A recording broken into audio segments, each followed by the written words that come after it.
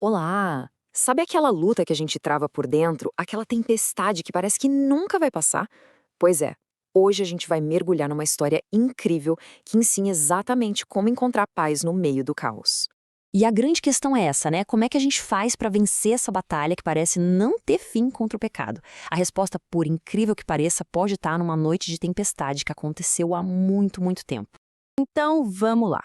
Para começar, a gente precisa entender o cenário da nossa primeira parte, a luta real. É aqui que a gente se coloca dentro da história. Imagina só a cena: um barquinho de madeira no meio de um lago escuro. De repente, o céu fecha, o vento começa a uivar e ondas gigantescas ameaçam virar tudo. E dentro do barco, o que reina é o medo. Essa tempestade, ela é um retrato perfeito do que acontece dentro da gente. E o mais importante é entender o seguinte: essa luta não é uma coisinha da nossa cabeça. Não, ela é real. Assim como aquelas ondas eram reais, o pecado também é. Ele machuca, ele angustia, ele faz a gente se sentir perdido, clamando por ajuda. É algo concreto.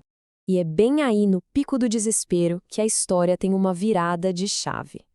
Vamos para a nossa segunda parte, o Salvador inesperado, e ver como o nosso medo consegue bagunçar totalmente a nossa visão das coisas. Pensa só, no momento mais escuro, com o vento mais forte, quando eles já não tinham mais esperança, acontece o impossível. Jesus aparece vindo na direção deles, andando por cima daquele mar revoltoso, como se fosse chão firme. E qual você acha que foi a reação deles? Alívio? Não. Pavor total. Eles começam a gritar: é um fantasma!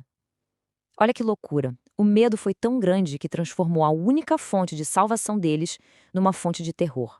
A pessoa que podia acalmar tudo virou, na cabeça deles, mais uma ameaça.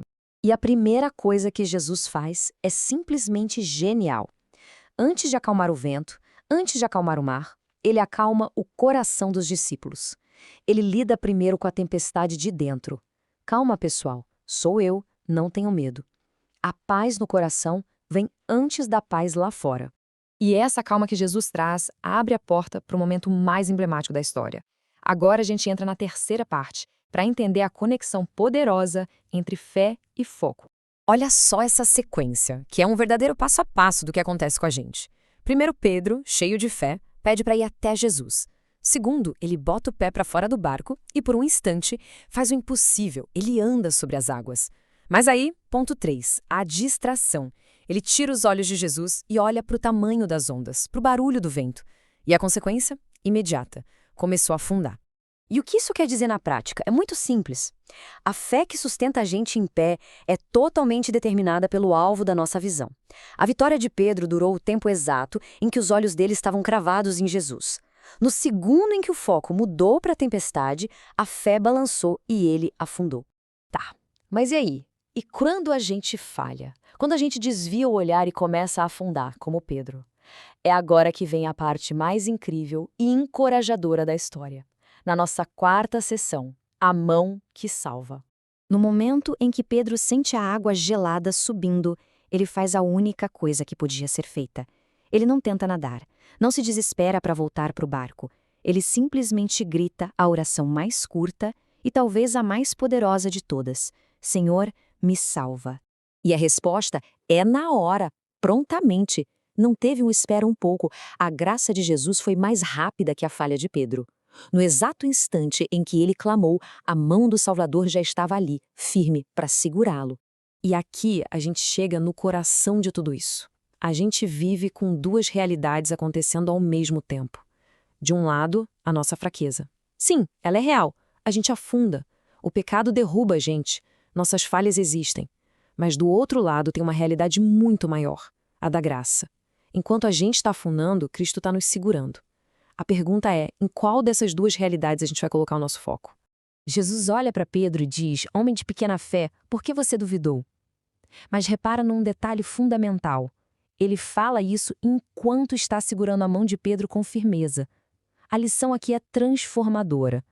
A correção de Deus nunca, jamais vem sem o seu sustento.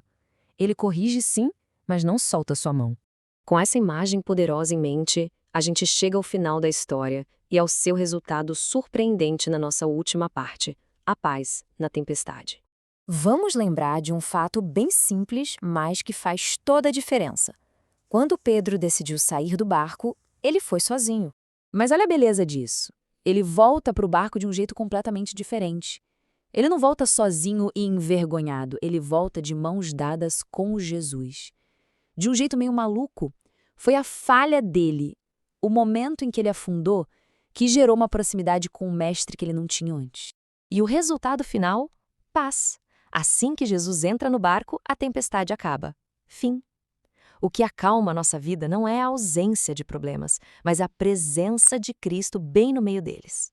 Então, o que a gente tira de tudo isso? Primeiro, a nossa luta interna é de verdade, e não dá para ignorar.